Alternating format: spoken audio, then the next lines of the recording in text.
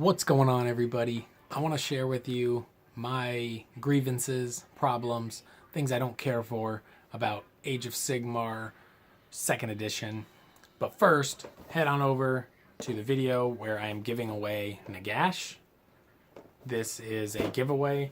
The video was made to promote my paintbrush, the ghost brush, and the Nagash giveaway is still going on. We decided to just keep it going until I hit 1,000 subscribers.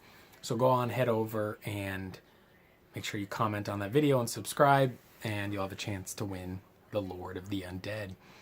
I have a few things about Age of Sigmar that are near and dear to me. For one, I got back into the hobby when Age of Sigmar first came out. I went back to the game store to visit a friend. He told me, come on down. I moved back to Phoenix. And when I got there, the new rules for Age of Sigmar came out. Nobody knew what they were, really. But I saw that. Basically, my thought process and what I said was, I don't need the box set. I don't need a rule book. I don't need a codex. And I can still use my Empire army and play again. So yes, I will bring my stuff. I still had all my armies, or my Empire, and my Dogs of War, and which were just, folded into the Empire because they were mostly humans. And I thought, okay, this is great. I get a chance to play with my stuff again, but I don't have to buy the $60, $160 entry fee again. Not sure if I would be back into the hobby that much, right? I had just moved back from Vegas, living a totally different lifestyle than I live now. And it was filled with partying and not painting and playing. So I moved back. We started playing Age of Sigmar. It was fun. It became very wacky. And things were a little odd. So we started using the fan-made point systems. Now, the point systems really added quite a bit. They never seemed quite right. Part of it probably being just because they weren't official. So when Age of Sigmar got the General's Handbook, the first one, I thought the game was really, really good. It was like everything we wanted. Most people didn't have books yet. The books that came out were really mild. And it was just a great game, I thought, at that time. It felt like back then, when two units fought each other, one would attack and the other would attack back, and they would kind of fight back and forth as the game went on. Now, with the new books, there are so many devastating nonsense, like stacking of abilities and crazy amounts of attacks and things that have just become like pretty absurd, to where it reminds me of almost like checkers. Like if my death ball hits your death ball, I win, or if you hit mine, you win. Because these units have so much damage output that it's not a grind of back and forth melee combat in like a fantasy type setting or a medieval historical movie. What you would picture, it is like checkers, where this thing just takes this thing off the board, and then this thing might take this thing off the board. It's pretty disappointing to me. Some of the new units just seem totally off. Some of the rules seem totally off. I never liked the Sylvaneth Woods, and they keep getting crazier. Some of the like loose wording led people to make these crazy assumptions on like giant liberator units daisy chaining across the board. And their fixes just seem a little loose, that they don't really quite clear this all up. The Stormcast and Khorne armies, when they came out, seemed like you were going to have some, 20-man units or whatever, but also some smaller elite units, Blight Kings, Retributors, Blood Warriors, Wrathmongers, things like those. And now, as the game has progressed, the clear best units in a lot of armies are just giant battle line units that not only get all these extra attacks or rules as the unit grows, but also a points decrease, so it encourages you to bring giant blobs.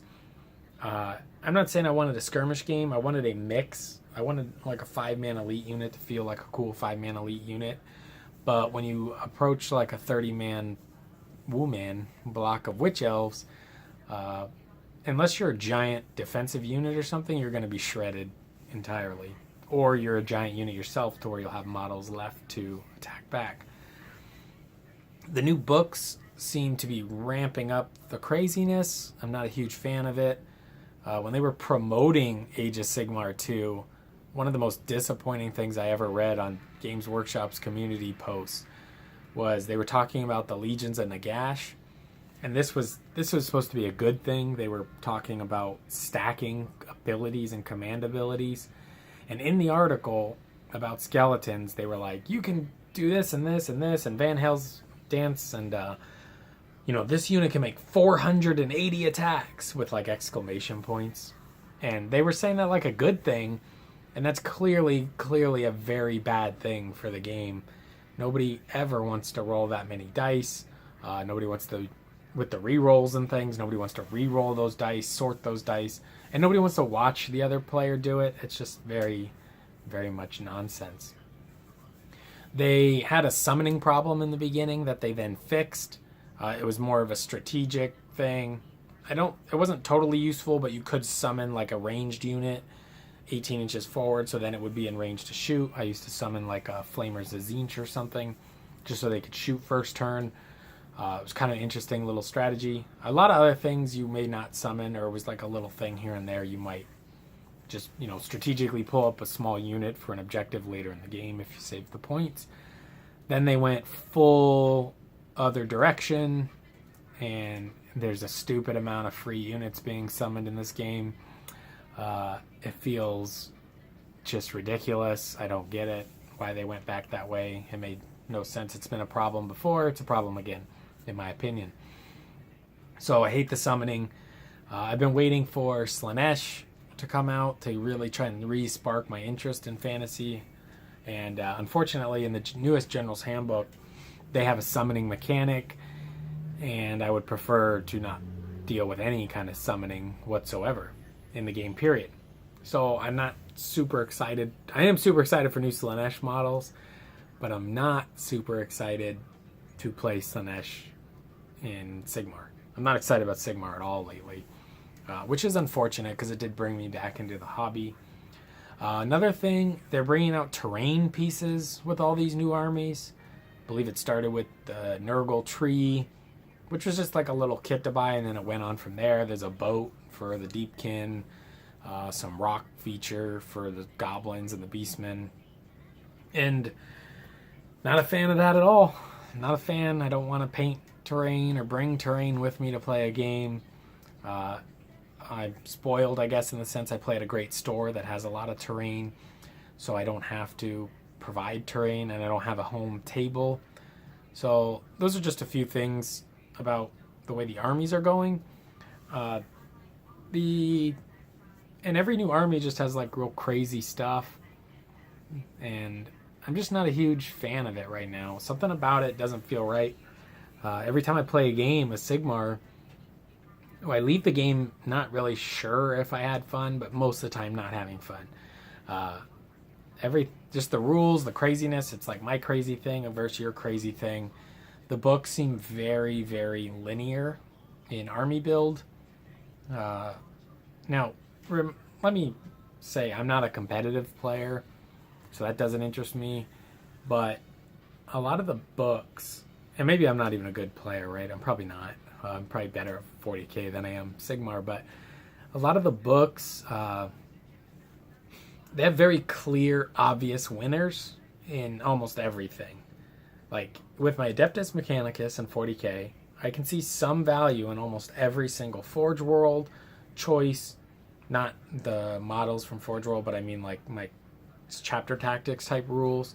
There's maybe some are better than others, but for the most part, they're all pretty much playable, and I've played about 75% of them and had a great time with all of them.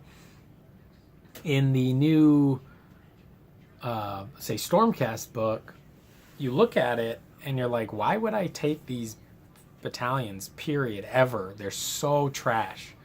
Just awful, terrible battalions. And then there'll be like one or two clear winners that are very good. I believe that's the same with the Daughters of Cain. There's like one good one for the snakes and one really good one for the witch elves. And I think it's the same for the Deepkin, although I don't own the book. Whatever one buffs the eels is the clear winner, period. End of story. And I think this is a problem. So almost every army you see playing these factions is very, very much the same.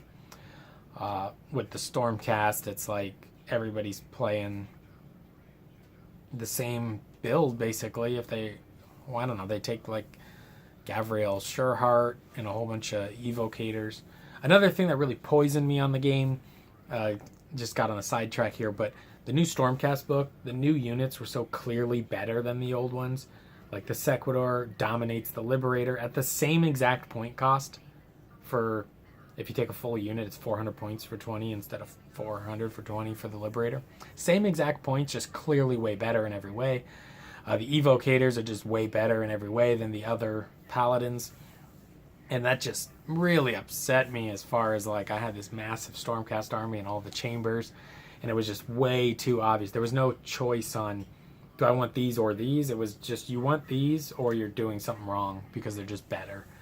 And I feel like they're doing that a lot. I feel like they're taking a lot of units and just throwing out the craziest things to see what happens. And I'm just not a fan. I feel like, I know I've said I feel like a lot in this video, but it seems like a little different. The playtesters maybe are a little better for 40k, or maybe because there's more feedback on that game.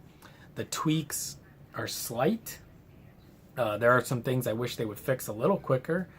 It's clear the Castellan Knight needs a tweak. Eldari and Ari, that's real nonsense and should just go and get a whole new mechanic, period. And obviously, you could say the armies look very much the same in 40k as well, but I'm just thinking from my own personal experience, it just feels like more differences in the 40k armies, and I have more enthusiasm, I guess. Sorry if you can hear the dogs. But I have more enthusiasm in the... Give me one second. More enthusiasm in the 40k army builds. So that's it. Right now, currently not super excited about Age of Sigmar. Let me know your thoughts below. Talk to you soon.